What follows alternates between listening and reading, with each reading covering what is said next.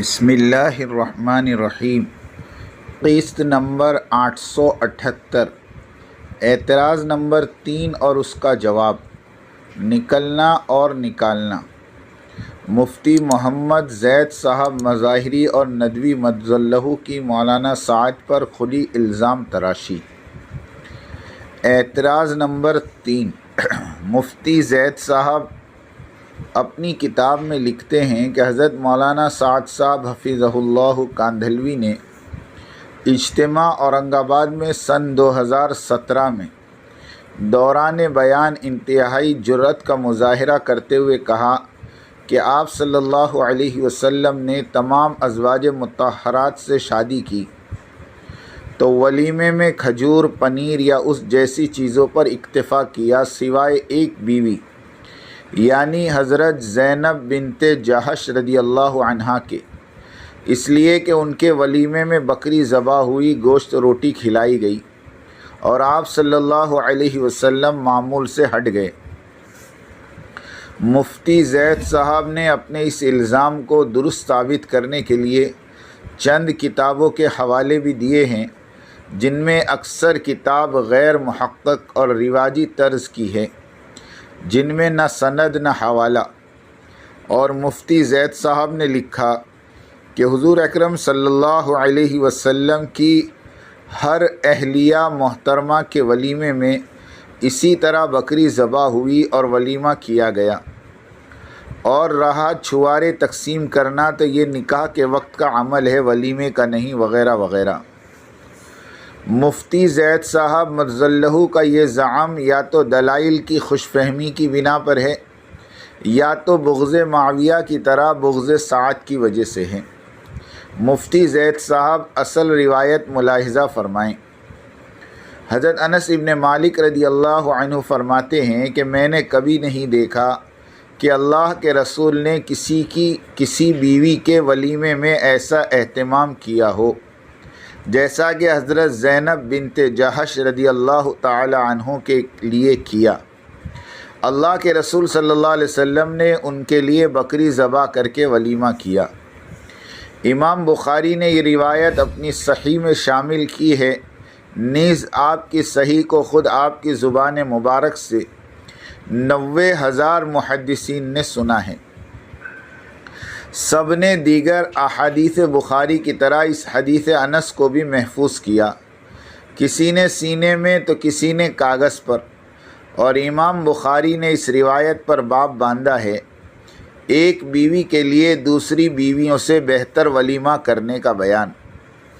مفتی زید صاحب بصد احترام آپ کا یہ اعتراض مولانا سعد صاحب پر کم اور حضرت انس رضی اللہ عنہ اور دیگر محدثین کرام پر زیادہ تھا۔ کتمان حق کے لیے مولانا سعد صاحب کاندھلوی کی ذات کو نشانہ بنایا گیا اور مولانا سعد صاحب کی وساطت سے صحابہ کرام اور دیگر محدثین پر اعتراض کا تیر داغا گیا۔ دعوت غور و فکر۔ انسانوں کی یہ عادت ہوتی ہے کہ جب اچھی طرح سے سیر ہو کر کھا پی لیتے ہیں تو گفت و شنید اور گپ شپ میں لگ جاتے ہیں۔ یہی وجہ بنی ولا مستأنسین لحدیث، یعنی پرتکلف ولیمے کی وجہ سے یہ اذیت پیش آئی۔ مگر مفتی زید صاحب ندوی اور سہارنپوری اپنی کتاب میں اذیت کا سبب لوگوں کی بات چیت کو بتا رہے ہیں اور بھول جاتے ہیں کہ گفت و شنید کی وجہ تسمیہ پرتکلف دعوت ولیمہ تھی۔ گزشتہ امہات المومنین کے ولیمے سیدھے سادے چھواروں سے کیے گئے تھے، وہاں نہ مجلس طعام تھی اور نہ ہی اس کی وجہ سے گپ شپ کا سا ماحول اور نہ ہی کسی کی اذیت کا احتمال۔ بھلا کھجور کھا کر بھی کوئی گپ شپ کا ماحول کیسے بنا سکتا ہے؟ نبیوں کا معمول سے ہٹنا۔ معمول سے ہٹنے ہی میں نبیوں کی پہچان ہوتی ہے۔ معجزات اور خرق عادات کے واقعات، یہ سب کچھ معمولات سے ہٹ کر ہی تو ہوتے ہیں۔ حضرت عیسیٰ علیہ السلام کے بارے میں نصارہ اور قریش کا تصور یہی تھا کہ وہ تو ایک راہب جیسے ہیں، دنیا داری سے دور۔ مگر جب حضور صلی اللہ علیہ وسلم رسالت کے ساتھ مبعوث ہوئے تو نصارہ سابقہ نبی حضرت عیسیٰ علیہ السلام کی ترک دنیا کی کیفیت کو حضور میں تلاش کرنے لگے، اس لیے کہ نبی اور رسول کے بارے میں ان کا یہی نظریہ تھا، اور جب آپ صلی اللہ علیہ وسلم کو ان کے اپنے تصورات کے خلاف بازار میں چلتے پھرتے دیکھا تو شور مچانا شروع کیا اور کہا ما لہذا الرسول یأکل الطعام ویمشی فی الاسواق، یہ کیسا رسول ہے، یہ تو بازاروں میں چلتا پھرتا ہے، کھاتا پیتا ہے۔ فائدہ، کبھی کبھار انبیاء علیہم السلام خلاف معمول عمل کرتے ہوئے بھی واقع ہوئے ہیں، بلکہ بسا اوقات فیصلوں کی غیر درستگی کے مواقع بھی ان سے پیش آتے ہیں، جس کی وجہ سے انہیں آزمائشوں اور امتحانوں سے بھی گزرنا پڑتا ہے۔ مثلاً جب بدر کے قیدیوں کے سلسلے میں آپ صلی اللہ علیہ وسلم نے حضرت عمر رضی اللہ عنہ کے مشورے قتل کو رد کیا اور ابو بکر رضی اللہ تعالیٰ عنہ کے مشورے فدیے کو قبول کیا، تو اگلے دن حضرت عمر نبی صلی اللہ علیہ وسلم کی خدمت میں حاضر ہوئے اور دیکھا کہ وہ اور ان کے پاس بیٹھے حضرت ابوبکر صدیق دونوں رو رہے ہیں۔ پوچھنے پر نبی کریم صلی اللہ علیہ وسلم نے فرمایا، فدیہ قبول کرنے کی رائے پر عمل کرنے کی وجہ سے تمہارے ساتھیوں پر عذاب آ رہا تھا، آتے آتے اس قریبی درخت تک پہنچ گیا تھا، مگر پھر اللہ تعالیٰ نے معاف کر دیا، کیونکہ پیارے نبی صلی اللہ علیہ وسلم کے رہتے ہوئے امت کو عذاب نہ دینے کا فیصلہ بہت پہلے ہی ہو چکا تھا۔ اگر اللہ کا عذاب آتا تو شاید حضرت عمر کے سوا کوئی بچ نہ پاتا، اور اللہ تعالیٰ ایسا نہ کرے گا کہ ان میں آپ کے ہوتے ہوئے عذاب دے، اور اللہ ان کو عذاب نہ دے گا اس حالت میں کہ وہ استغفار کرتے ہوں۔ تنبیہ، مفتی زید صاحب، یہ حضرت مولانا سعد صاحب حفظہ اللہ کا نہیں بلکہ خود رسول اللہ کا ارشاد ہے۔ ابن منذر نے اس روایت کو نقل کیا ہے۔ بہرحال اللہ تعالیٰ نے اپنے نبی کو سب سے افضل انسان بنایا ہے۔ جو کوئی اللہ کے برگزیدہ نبی روح فدا صلی اللہ علیہ وسلم پر گزرے ہوئے واقعات کو بیان کرتا ہے تاکہ خود کو اور امت مسلمہ کو نصیحت حاصل ہو، تو وہ شخص گستاخ ہرگز نہیں کہلاتا، بلکہ وہ تو سچا وارث رسول اور سچا امتی کہلاتا ہے، اور جو اللہ کے رسول کے صحیح واقعے کے مقابلے میں اپنی سوچ اور نظریات کو ترجیح دیتا ہے، اس کے عقلی فساد میں مبتلا ہونے میں کوئی تردد باقی نہیں رہ جاتا۔ اللہ تعالی ہم سب کو ایسی بیجا عداوت سے بچائے کہ جس عداوت کی وجہ سے ہماری عقل معوف ہو جائے، ہم حق اور باطل میں امتیاز کرنے سے قاصر ہو کر لوگوں پر بلا وجہ الزام تراشی کرتے پھریں۔ عدل اور انصاف کا تقاضا تو یہ ہے کہ مفتی زید صاحب اپنی کوتاہی کا اعتراف کرتے ہوئے مولانا سعد صاحب دامت برکاتہم سے اپنے اس الزام تراشی کی معافی مانگے۔ حیران کن امر، تبلیغی دنیا حیران ہے کہ سن 2015 سے پہلے تک تو کوئی بھی عالم اور مفتی صاحبان میں سے دعوتی کام اور اس کا مرکز اور اس کے امیر اور اس کے انتظامی امور کی طرف کوئی دیکھتا بھی نہیں تھا۔ 2015 کے بعد سے اچانک سب کی جستجو تبلیغ پر، اس کے مرکز پر اور امیر اور اس کے بیانوں پر، عمارت اور اس کی حقیقت پر اتنی مہربانیاں کیوں بڑھ گئی؟ خاص کر مفتی محمد زید صاحب مظاہری، مولوی شاہد صاحب حکیمی، مولانا ارشد مدنی صاحب، مفتی ابو القاسم صاحب نعمانی وغیرہم مذلہم، سب کی نگاہیں تبلیغیوں کی ایک ایک حرکت پر کیوں لگی رہتی ہیں؟ اس سے قبل تو مولانا سعد صاحب دامت و برکاتہم کے بیانوں پر نقد و تنقید کا سلسلہ کیوں نہیں پایا جاتا تھا؟ سن 1995 سے لے کر 2015 تک کا عرصہ کوئی معمولی عرصہ نہیں تھا۔ ساری دنیا کے مدارس اور علماء اور مفتیان عظام کا اچانک مولانا سعد صاحب پر فتووں کا بازار گرم کر دینا، اور اس کی کوئی نہ کوئی وجہ تو ضرور ہوگی، اور وہ وجہ ہے فتنہ خبیثہ، پاکستانی عالمی شورا کی جانبداری اور اس کی حمایت، اور نوزیادہ فتنہ خبیثہ پاکستانی عالمی شورا کو استحکام بخشنا۔ تب تو مولانا ابراہیم صاحب دیولہ دامت و برکاتہم نے فرمایا کہ ابھی تو ہم نے دارالعلوم کے فتوے کا استعمال کیا ہے، اگر مولوی سعد صاحب نے ہماری عالمی شورا کو تسلیم نہ کیا تو ہم حکومت کو استعمال کریں گے، اور واقعتاً دونوں حربے استعمال کیے گئے۔ مگر اللہ جسے رکھے اسے کون چکھے کی مصداق اللہ نے 1000 گنا زیادہ عمارت والے نہج کے دعوتی کام کو اور امیر محترم حضرت جی رابع مولانا محمد سعد صاحب کی قبولیت اور عظمت کو سارے عالم میں مشہور کیا۔ لہ الحمد و لہ المن۔ قابل غور یہ بات ہے کہ اس سے پہلے تو ان علماء اور مفتیان صاحبان کے پاس تو اتنا بھی وقت نہیں رہتا تھا کہ وہ 2 بول ہی تبلیغ والوں کی تائید میں کہہ دیں یا لکھ دیں، لیکن گزشتہ 6 سالوں میں انہیں الہام ہونے لگ گیا کہ مفتی محمد زید صاحب، مفتی ابوالقاسم صاحب، مولانا ارشد مدنی صاحب، مولوی شاہد حکیمی صاحب، کچھ اور درجن بھر علماء اور مفتیان کرام مولانا سعد صاحب کے خلاف لکھتے اور بولتے نہیں تھکتے۔ ہم پوچھتے ہیں کہ سن 2015 تک کیا سب کو سانپ سونگھ گیا تھا کہ چاروں طرف سناٹا چھایا ہوا تھا؟ اب اچانک سب کے سب تبلیغی امیر اور تبلیغی کام اور مرکز کی سدھار کے لیے کمر بستہ ہو گئے۔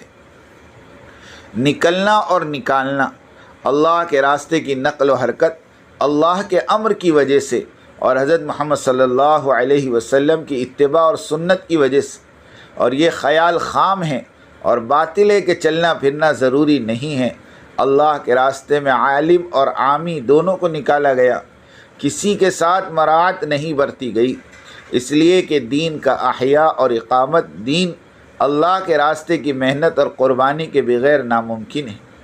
دین زندگیوں میں آئے گا دعوتی نقل و حرکت سے، دین قائم ہوا دعوتی نقل و حرکت سے، دین دنیا میں پھیلا دعوتی نقل و حرکت سے، اور دین باقی رہے گا دعوتی نقل و حرکت سے، اور دین دنیا سے رخصت ہو جائے گا، مٹ جائے گا دعوتی نقل و حرکت کو چھوڑ دینے سے۔ اور دین کا عملاً سب کی زندگی میں آنا فرض عین ہے، اور جب دین فرض ہے تو اسے زندگی میں لانے کے اسباب بھی فرض ہوئے، اور دعوتی نقل و حرکت فرض کے درجے میں ہے۔ 2 صدی ہجری کے علماء نے اسے مباح اس وقت کہا تھا جب ساری امت مسلمہ 100% دین پر عمل پیرا تھی۔ 2 صدی ہجری کا فتویٰ آج 15ویں صدی ہجری میں دینا غلط ہی نہیں، بلکہ امت مسلمہ پر ایک ظلم عظیم ہے، اس لیے کہ آج مسلمان مرتد ہو رہے ہیں۔ 90% لوگ نماز جیسے آسان فریضے کی ادائیگی سے تک محروم ہیں۔ توحید، شرک، سنت اور بدعت میں تمیز باقی نہیں رہی۔ حضرت مہدی اگر ظاہر ہو جائیں تو دعوت اللہ کے عمل اور اس کے لیے خروج کو مباح اور مندوب قرار دے کر مدرسہ یا خانقاہ قائم کر کے نہیں بیٹھیں گے، جس طرح مولانا سجاد صاحب نعمانی وغیرہ بیٹھ گئے ہیں اور بزرگوں کے تزکیے کے واقعات سناتے رہنے کو دعوتی کام سمجھ بیٹھے ہیں۔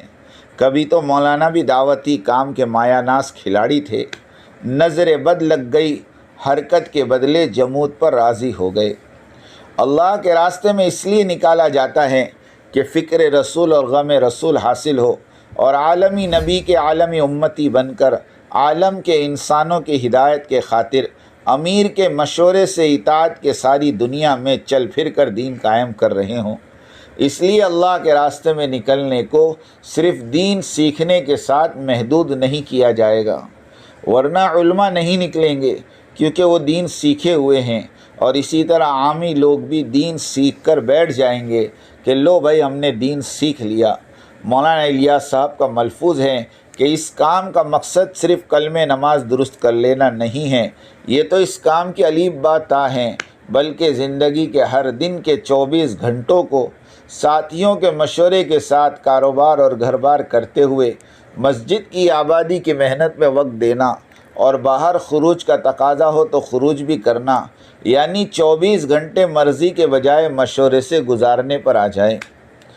جہاں نفر میں کمی آئی، حضور صحابہ سے ناراض ہوئے، دنیا کے کسی کام کی وجہ سے حضور نے صحابہ سے بات بند کر دی ہو، یہ آپ کو کہیں نہیں ملے گا، لیکن تبوک میں شریک نہ ہونے والوں سے حضور نے بات چیت بند کر دی تھی۔ حضرت جی ثانی فرماتے تھے، شیطان عبادت سے اتنا نہیں روکتا جتنا دعوت سے روکتا ہے، اور مولانا الیاس صاحب رحمۃ اللہ علیہ کا ملفوظ ہے کہ اللہ کے راستے کے نفر کا چھوٹنا یہ موجب عذاب ہے، یعنی اللہ کے عذاب کو لانے والا عمل ہے۔ ساری امت ایک کشتی میں سوار لوگوں کی طرح ہے، دعوت چھوڑنے کی وجہ سے عمومی عذاب آئے گا، اس کام کو چھوڑنے کی وجہ سے مسلمان وہی کی برکات اور دعاؤں کی قبولیت سے محروم ہوں گے۔ اگر اس کام کو اللہ کا امر سمجھ کر نہیں کریں گے تو اتنے بہانے سامنے آئیں گے کہ فیصلہ کرنا دشوار ہوگا کہ نکلوں یا نہیں نکلوں۔ اللہ تعالیٰ دعوتی کام کی حفاظت فرمائیں اور انسانیت کی عمومی ہدایت کے فیصلے فرمائیں۔ آمین آمین آمین۔ وآخر دعوانا ان الحمد للہ رب العالمین۔